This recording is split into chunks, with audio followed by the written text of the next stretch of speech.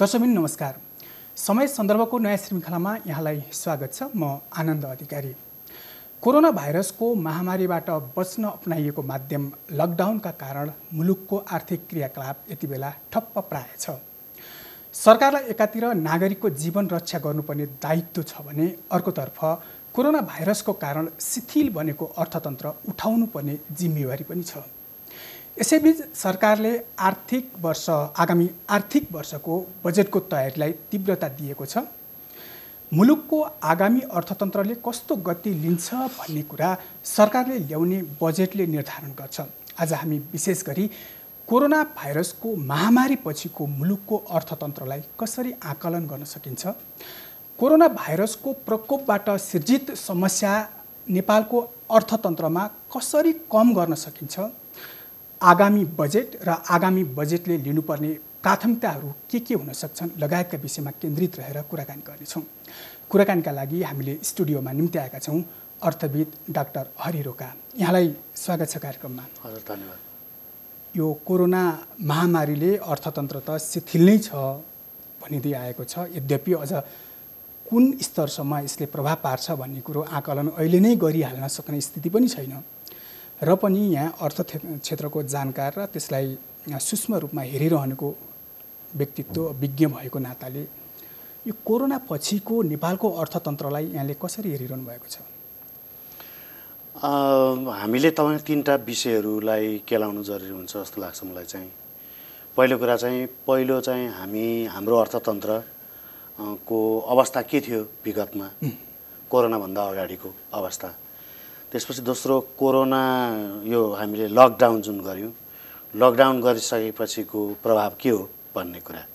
र तेस्रो चाहिँ लकडाउन गरिसकेपछि वा तपाईँको कोरोना कति बेरसम्म, कति समयसम्म यो जान्छ, अर्थात् भ्याक्सिन निर्माण हुनुभन्दा अगाडि वा तपाईँको चाहिँ औपचारिक रूपबाट उपचार विधि भयो है, अब आयो भन्ने खालको कुराबाट सन्तुष्टि प्राप्त गर्ने खालको मिति कहिलेसम्म आउने हो भन्ने कुराबाट तपाईँको चाहिँ यसलाई यी तीनटा पार्टबाट चाहिँ नि छलफल गर्नु आवश्यक हुन्छ जस्तो मलाई लाग्छ।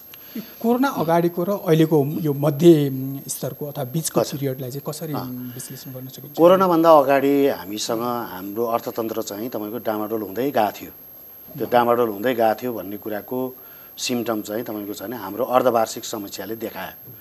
हाम्रो 10 मतलब यो चाहिँ नि 8 महिना अगाडि बजेट भाषण गरियो, तर अब कार्यान्वयन तपाईँको चाहिँ नि असार मसान्तबाट सुरु हुने भए हुनाले हामी कहाँ तपाईँको चाहिँ 6 महिनाको जुन अवधिको हिसाब गर्दाखेरि यो त्यसमा चाहिँ तपाईँको बजेट चाहिँ 10%ले बजेटको कटौती गरियो अनि झन्डै 7%ले तपाईँको रेभेन्यू कटौती गरियो। यो चाहिँ अगाडिको कुरा थियो। तर अब हामी कहाँ तपाईँको क्यापिटल फर्मेसन भन्नाले पुँजी निर्माण गर्न सक्ने अवस्था भनेको, पुँजी निर्माण हुने अवस्था भनेको चाहिँ हाम्रो पछिल्लो चरण, मतलब त्यो चाहिँ क्यापिटल एक्सपेन्डिचरले हुने हो, पुँजीगत खर्चले हुने हो। अनि पुँजीगत खर्च चाहिँ तपाईँको चाहिँ अब लगभग तपाईँको चाहिँ 20-25% हाराहारीमा यो 8 महिनाको चाहिँ हिसाब गर्दाखेरि त्यो देखियो।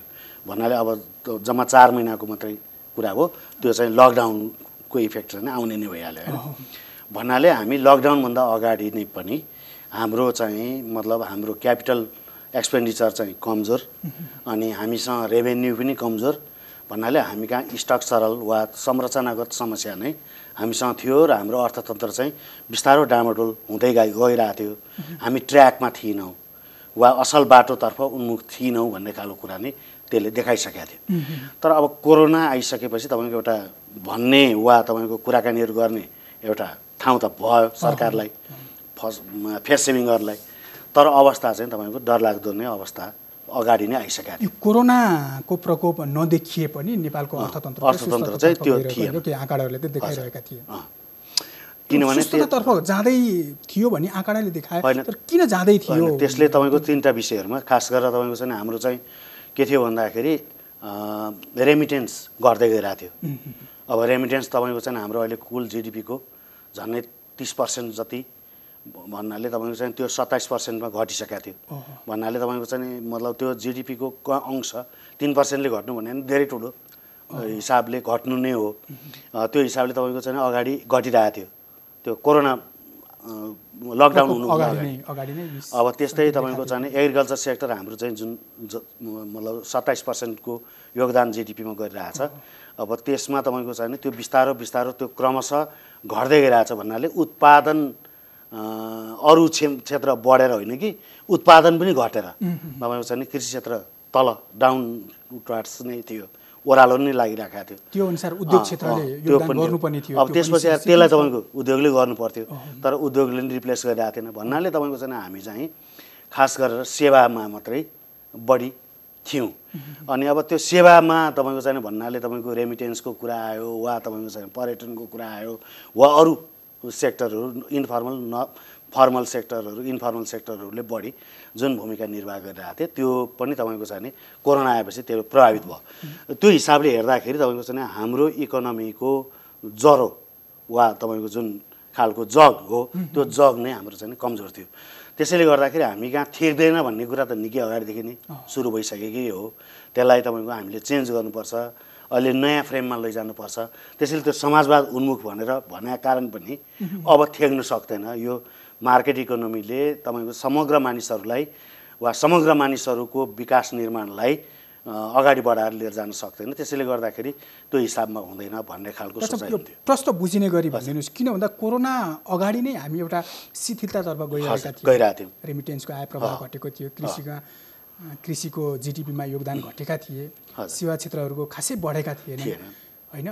अहिले कोरोनाले त्यो शिथिलतामा फेरि प्रहार गरेको छ। हजुर, अब उठ्ने उपाय के हुनसक्छ? कुन मोडेल? अब यही संरचनालाई अलिकति हामीले स्टिमुलेट गरेर जाँदाखेरि पनि उठ्न सकिने आधारहरू छन् कि कुन आधार उठ्ने आधार होइन? हामी कहाँ तपाईँको चाहिँ अहिले सबभन्दा मतलब यो हाम्रो धेरै मेन स्ट्रिमको अर्थशास्त्रीहरू भन्छौँ हामीले भन्नाले तपाईँको चाहिँ यो अर्थशास्त्रको पढाइमा न्यू लिबरल इकोनोमीको पक्षधर राख्ने वा नवउदारवादी अर्थशास्त्रीहरू भन्ने एक थरी मान्छेहरू छन्।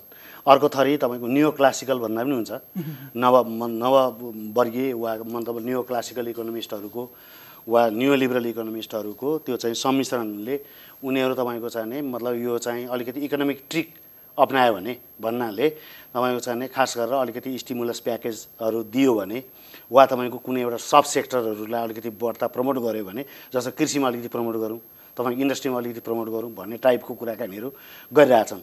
तर हामी कहाँ समस्या चाहिँ के हो भने सबभन्दा पहिलो कुरा हामीले इकोनोमीका दुईवटा पाटाहरूलाई हेर्नु जरुरी छ।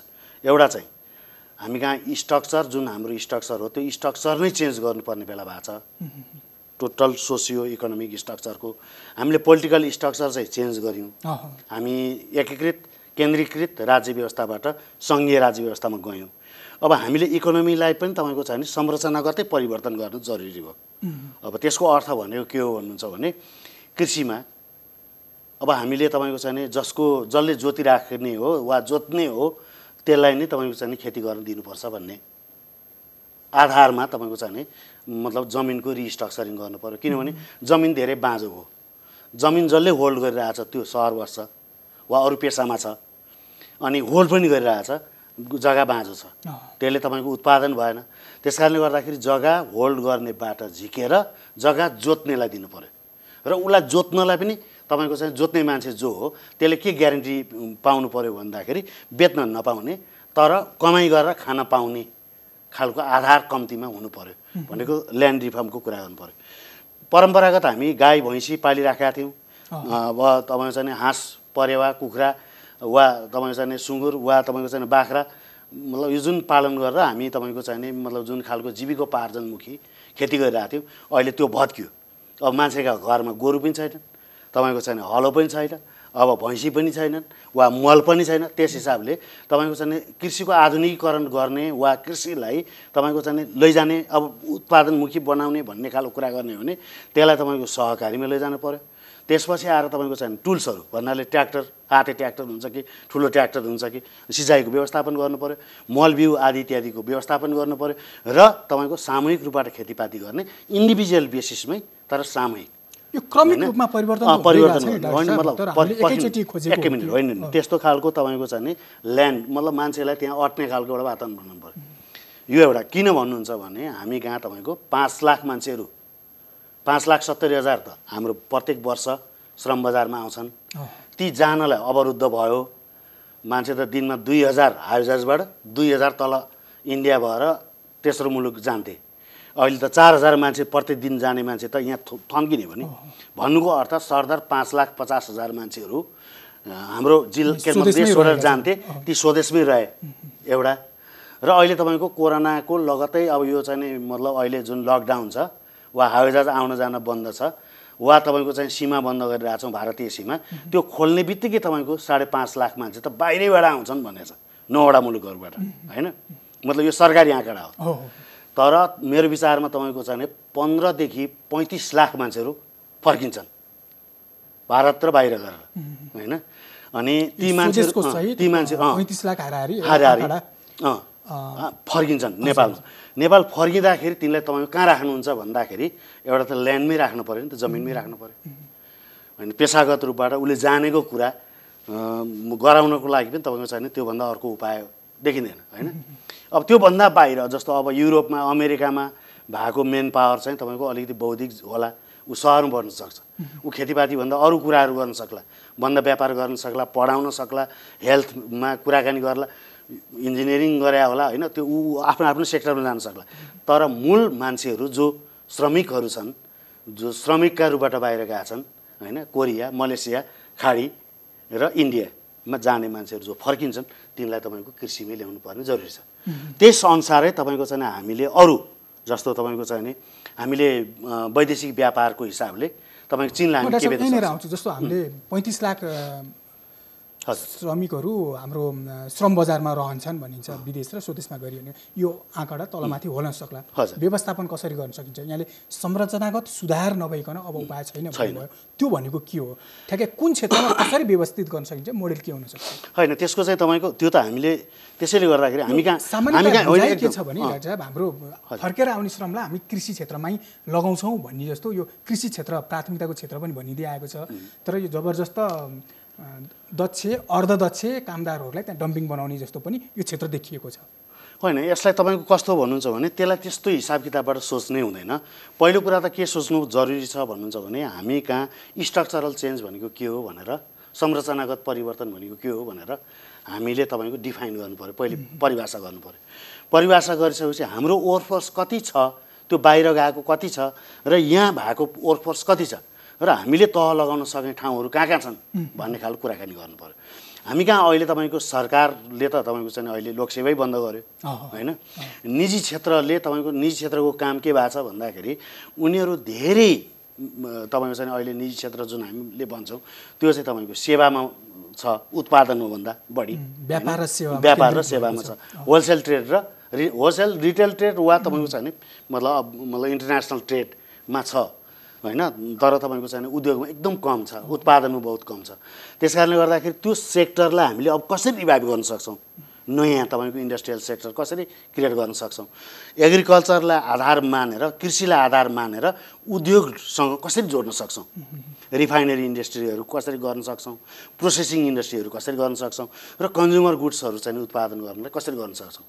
अब अहिले त फेरि संसारभरि तपाईँको चाहिँ एउटा मतलब विश्वव्यापी रूपमै होइन चाइनिजहरू पनि डराइराखेका छन्। किन भन्दाखेरि अब कोरोना पछाडिको अर्थतन्त्र चाहिँ एन्टी ग्लोबलाइजेसन हुने भयो भनेर होइन भन्नाले तपाईँको चाहिँ नेसनलिस्ट क्यारेक्टरहरू चाहिँ नि देखा परिरहेछ। संरक्षणवाद देखा परिरहेछ होइन। 200% तपाईँको अमेरिकनहरूले भन्सार लगाए चाइनिज गुड्समा होइन, मेक्सिकन गुड्समा भनेपछि तपाईँको क्यानेडियनहरूमाथि नै तपाईँको चाहिँ उनीहरूले भन्सार लगाए भनेपछि तपाईँको त्यो त प्रोटेक्सनिजमकै कुरा आयो नि होइन, एन्टी ग्लोबलाइजेसनको कुरा आयो। त्यस्तो एन्टी ग्लोबलाइजेसन कुरा आउँदाखेरि त फेरि अर्को नयाँ हामीले सेटमा त सोच्नु पऱ्यो। त्यो सेटमा सोच्ने हो भने हामीले पनि हाम्रो प्रोटेक्सनको कुरा गर्नु पऱ्यो। हामीले नेसनल इन्डस्ट्रिजहरूलाई कसरी प्रोटेक्ट गर्न सक्छौँ, अरूबाट तपाईँको अरूको कम्पिटिसनबाट। हाम्रो त सानो स्केलमा उत्पादन गर्ने हुन्छ हाम्रो बजारको हिसाबले, त्यो सानो स्केलमा उत्पादन गर्नेलाई प्रोटेक्सन गर्न सकिएन भने विश्व बजारमा तपाईँको चाहिँ उनीहरू कम्पिट गर्नलाई गाह्रो पनि हुन्छ। हाम्रो नेपालको लागि लाभदायक हुन्छ कि होइन, त्यो त सुरु होइन, हानिकारक पनि हुनसक्छ। तर हामीले तपाईँको सर्टेन सेक्टरहरूलाई ओपन गर्नुपर्छ। तर निश्चित सेक्टरहरू जुन छन् हाम्रो तपाईँको चाहिँ बेसमा आधारित भन्नाले हाम्रो आफ्नै कच्चा पदार्थमा आधारित हाम्रो आफ्नै तपाईँको चाहिँ नि मौलिकतामा आधारित उद्योगहरू जुन छन् तिनलाई हामीले प्रोटेक्सन गर्नुपर्छ होइन त्यो गर्नै पर्ने आवश्यकता हुन्छ जस्तो हामी तपाईँको चाहिँ नि मतलब एउटा त कम्पेरिटिभ र कम्पिटेटिभ एडभान्टेजेसको कुराहरू हेरेर गर्नुपर्छ। मैले एउटा कुरो यही बुझ्नु कारण हामीले जो संरचनागत परिवर्तन अहिलेको आवश्यकता यो उपयुक्त समय पनि भनिरहेछौँ अनि यो एन्टी ग्लोबलाइजेसनको कुरा पनि गरिरहेछौँ त्यसको कतै म्याच हुन्छ त्यो कस्तो हुन्छ भन्नुहुन्छ भन्दाखेरि जस्तो हामीले मैले अघि जुन भने कम्पेरिटिभ र कम्पिटेटिभ मतलब कम्पेरिटिभ र कम्पिटेटिभ तपाईँको छ भने तुलनात्मक र प्रतिस्पर्धा लाभ भन्ने हुन्छ होइन त्यो दुईटा एडभान्टेजेसहरू चाहिँ कम्पिटेटिभ केमा हुन सक्ने र कम्पेरिटिभ केमा हुनसक्छ भने कम्पिटेटिभ र कम्पेरिटिभ तुलनात्मक र तपाईँको चाहिँ मतलब प्रतिस्पर्धात्मक लाभको कुरालाई हामीले हेरेर केलाई प्रोटेक्सन गर्ने केलाई खुला गर्ने भन्ने कुरा गर्न सक्छौँ एउटा होइन। दोस्रो तपाईँको हामीले अर्को प्रायोरिटी के गर्नु पर्यो भने हाम्रो आफ्नो आधारमा के उत्पादन गर्न सक्छौँ। जस्तो तपाईँको चाहिँ मतलब चीन र अमेरिकाको बिचको प्रतिस्पर्धा हुँदै जाँदा के देखियो भन्दाखेरि चाइनिजहरूले चाहिँ के किन्दा रहेछन् भनेर हेर्दाखेरि होइन उनीहरूले तपाईँको लाखवटा सामान तपाईँको अमेरिकाबाट ल्याउँछन् 1 लाखभन्दा बढी 1 लाखभन्दा बढी सामानहरूको काइन्डमा किसिममा ल्याउँदाखेरि तपाईँको चाहिँ मेजर चाहिँ के रहेछ भने भटमास रहेछ होइन। त्यहाँबाट दोस्रो तपाईँको सुँगुर मासु रहेछ तेस्रो गोरुको मासु रहेछ होइन चौथोमा तपाईँको चाहिँ अर्को केमिकलहरू रहेछन्। मतलब यसरी हेर्दै जाँदाखेरि त हामीले पनि त मतलब यो उत्पादन गर्न सक्छौँ नि उत्पादन गरेर बेच्न सक्छौँ भन्ने कुरा भयो होइन। त्यही हिसाबले तपाईँको चाहिँ मतलब इन्डियनहरूलाई हामी के बेच्न सक्छौँ भारतीय बजारमा हामीले के बेच्न सक्छौँ चिनिया बजारमा तपाईँको मासु बेच्न सक्छौँ भने सागसब्जी फलफुल दुग्ध पदार्थ हामीले तपाईँको भारतलाई बेच्न सक्छौँ वा खाद्यान्नै पनि हामीले अलिक बढी उत्पादन गरेर तपाईँको बिक्री गर्न सक्छौँ होइन। वा तपाईँको हामीले अर्को एउटा टुरिज्म सेक्टरलाई धेरैवटा सेक्टर टुरिज्म भनेको तपाईँको हिमाल देखाउने मात्रै होइन नि एग्रिकल्चरमा पनि टुरिज्म हुन्छ होइन तपाईँको चाहिँ भिलेज टुरिज्मको कुरा पनि हुन्छ मतलब भेराइटिज जस्तो तपाईँको एजुकेसनल टुरिज्मको कुरा हुनसक्छ।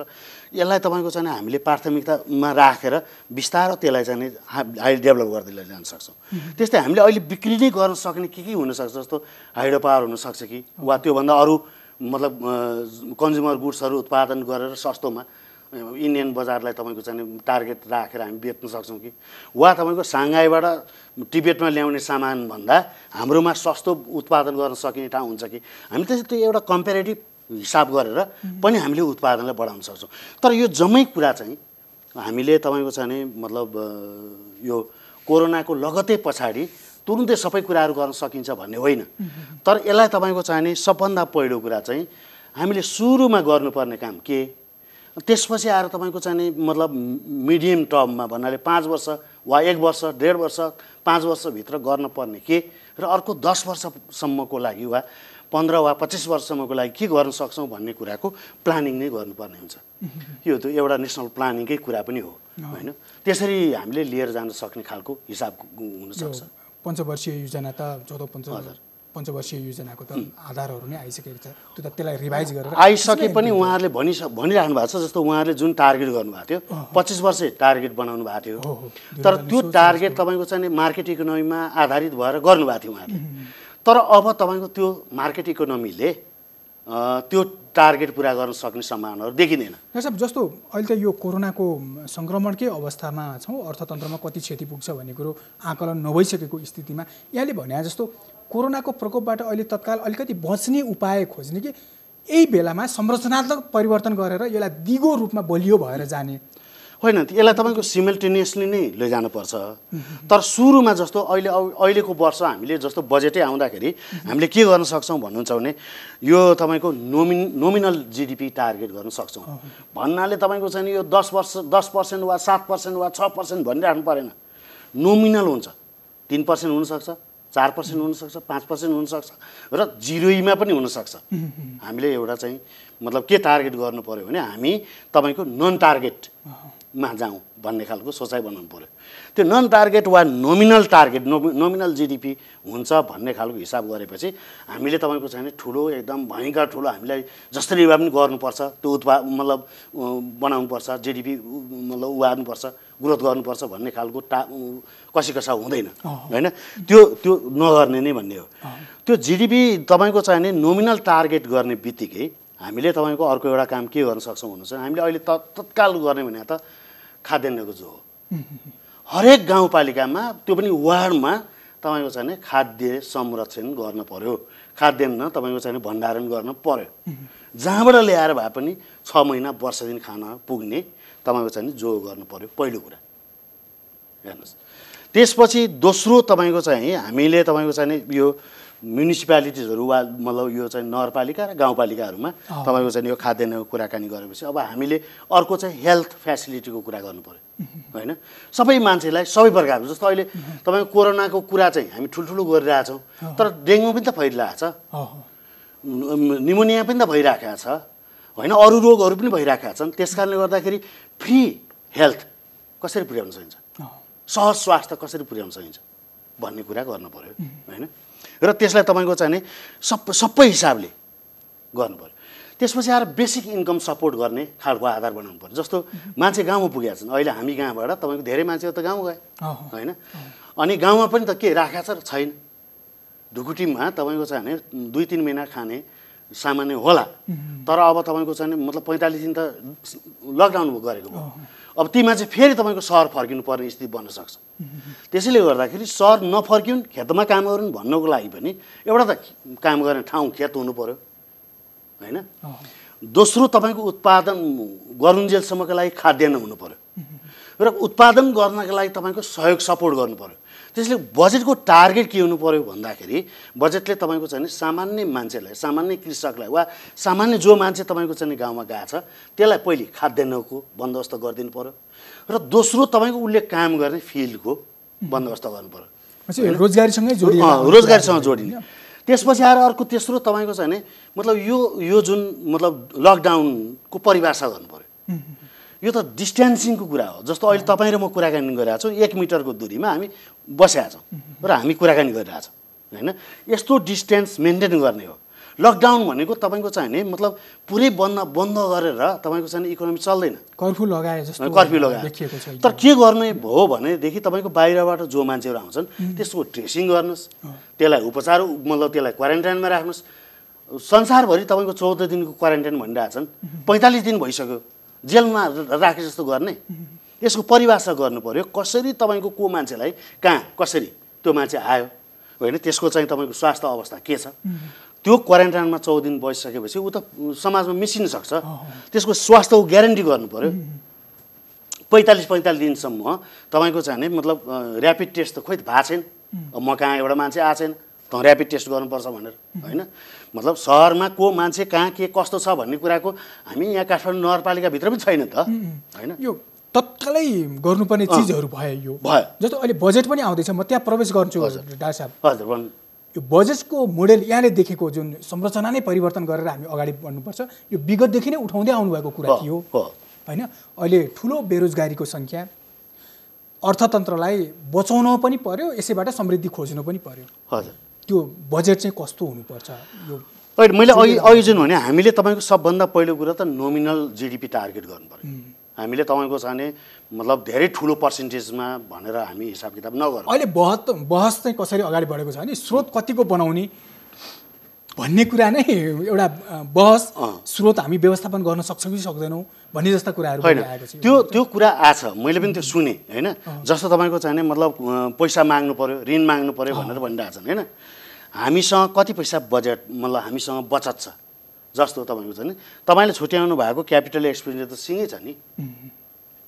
25% त खर्च गर्नुभएको छ 75% त त्यही छ फेरि भएन अर्को तपाईँको छ नि जम्मा 2 महिना त भयो 45 दिन न भयो तपाईँको चाहिँ लकडाउन भएको होइन 30 दिन 60 अझै 2 महिना पनि भइसकेको छैन होइन भन्नाले तपाईँको चाहिँ केही न केही नोमिनल पैसा त उठ्याछ नि भनेपछि त्यो टार्गेट पुगेन होला तर तपाईँसँग त छ पैसा त होइन त्यस कारणले गर्दा सबभन्दा पहिलो कुरा चाहिँ खर्च केमा गर्ने भन्ने खालको कुरा गर्नु पर्यो तपाईँ अहिले नै कारखाना लगाएर तुरुन्तै आजको भोलि तपाईँको चाहिँ मतलब उत्पादन गर्न सक्नुहुन्न तर अहिले नै तपाईँको लगानी गर्नुभयो भने खेती चाहिँ गर्न सक्नुहुन्छ त्यसैले सबभन्दा पैसा खन्याउनु पर्ने ठाउँ भनेको कृषि नै हो होइन तर कृषिमा कसलाई खन्याउनुहुन्छ सामान्य मान्छे जो तपाईँको चाहिँ मतलब खेतीपाती गरिरहेछ वा नोमिनल खेतीपाती गरिरहेछ त्यसलाई खन्याउनुहुन्छ कि कर्पोरेट बिजनेसवालालाई खन्याउनुहुन्छ? चौधरी ग्रुपले पनि तपाईँको खेतीपाती गरिरहेछ, तपाईँको बुद्ध एयरले पनि खेतीपाती गरिरहेछ, वा तपाईँको गल्यान ग्रुप कि अल्यान ग्रुप भन्नेले पनि गरिरहेछ। मोडेल के हुन सक्छ त? खन्याउने पैसा अहिले पैसा खन्याउने कोअपरेटिभ खडा गर्ने होइन। त्यो मैले अघि जुन भने अहिले भैँसी पनि छैन, गोरु पनि छैन, हलो पनि छैन, केही छैन।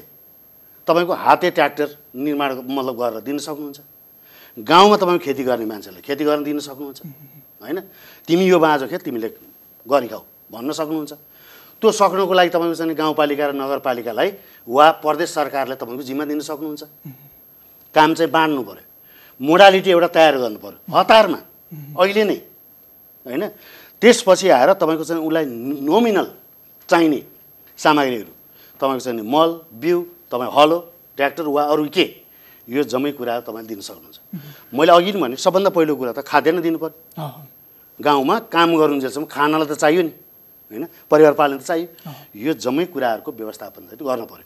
यो नै सबभन्दा पहिले अहिलेको बजेटको टार्गेट हुनु पर्यो एउटा। दोस्रो, अघि हामी जुन कुरामा हामी स्वास्थ्यको कुरा, तेस्रो तपाईँको शिक्षाको कुरा गर्नु पर्यो होइन। शिक्षालाई तपाईँको छ भने मतलब अब कसरी पढाउने, नयाँ मोडालिटी के हुनसक्छ, त्यसको लागि पैसा कसरी छुट्याउने। तर अब कुरा के हो भन्दाखेरि जस्तो मेरा गाउँमा त इन्टरनेट छैन। अब अहिले तपाईँको अनलाइन क्लास चलाउने भनेर तपाईँ मेरो गाउँ चाहिँ अब तपाईँको बिटोलो हुनुपर्ने, शिक्षाबाट वञ्चित हुनुपर्ने। हामीले पैसा तिरेका छैनौँ वा तपाईँको हामीले कर तिरेका छैनौँ।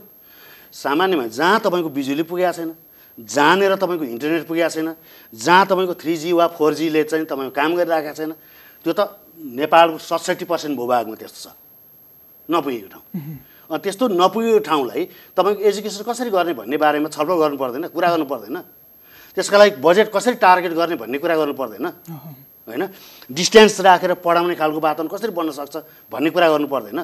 त्यसमा तपाईँको चाहिँ मतलब शिक्षालयहरू कस्तो बनाउनुपर्छ भन्ने कुरा गर्नु पर्दैन। यो अहिलेको जति कुरा गरिरहेका छौँ, कोरोनाबाट बच्न र अर्थतन्त्रलाई उठाउन सकिने आधारहरूभन्दा बाहिर गएर बहस भइरहेको छ, त्यो प्रयत्न भइरहेको छ। भएको छैन। अहिले तपाईँको चाहिँ जे गर्नुपर्ने हो यही यो कोरोना सँगसँगै, जस्तो तपाईँ कोरोनाको त कुटुङ्गो भएन नि। अहिले तपाईँको छ भने भर्खर तपाईँ मतलब चिनमा आएर पनि सिद्धियो, तर भारतमा तपाईँको चाहिँ भर्खर सुरु भएको छ होइन। अहिले 45,000 50,000 पुगे भनेपछि तपाईँको त्यो त इन्क्रिजिङ रेटमा छ भन्नाले तपाईँको चाहिँ मिड जुलाई तपाईँको सबभन्दा बढी हुन सक्ने सम्भावनाहरू छन्। हामी कहीँ पनि जो 5 लाख मान्छे तपाईँको जब बाहिरबाट हामी यहाँ भित्र्याउँछौँ, भित्र्याउँदाखेरि त हामीसँग त मतलब चेक जाँच गर्ने त अहिले त छैन होइन। क्वारेन्टाइनमा राख्ने ठाउँ कहाँ हो भन्ने कुरा पनि टुङ्गो छैन, औषधि किट्सहरू के छन् भन्ने कुरा पनि थाहा छैन। यो सरकार तपाईँ यति निकम्मा देखियो कि उसँग तपाईँको केही कुरै छैन होइन। यत्रो 45 दिनसम्म नि उनीहरू ढुक्कसँग बसिरहेछ, आपसमा झगडा गरेर बसिरहेछ। यहाँले देख्नुभएको जुन मोडेल छ बजेट ल्याउने र अहिलेको यो हामीले एउटा संरचना नै व्यापक सुधार गरेर क्रान्तिकारी छलाङ भन्न मिल्छ यो? मिल्छ होइन। यो गरेर जाने भन्नुभएको थियो, अहिलेको सरकारबाट त सम्भव देखिएन नि त्यो अझै। होइन, हामीले तपाईँको चाहिँ यही कुरा भन्ने हो होइन, देखाउने हो। तर यो सरकारले गर्छ भन्ने लाग्दैन, तर नलागे पनि भन्न त छाड्नु भएन नि भन्ने कुराले मात्रै भने हो।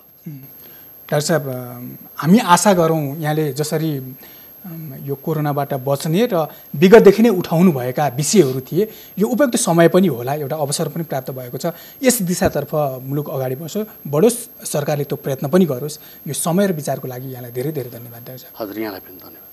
दर्शकबिन, समय सन्दर्भको समय यहीँ सकिएको छ, हामीलाई बिदा दिनुहोस्। नमस्ते।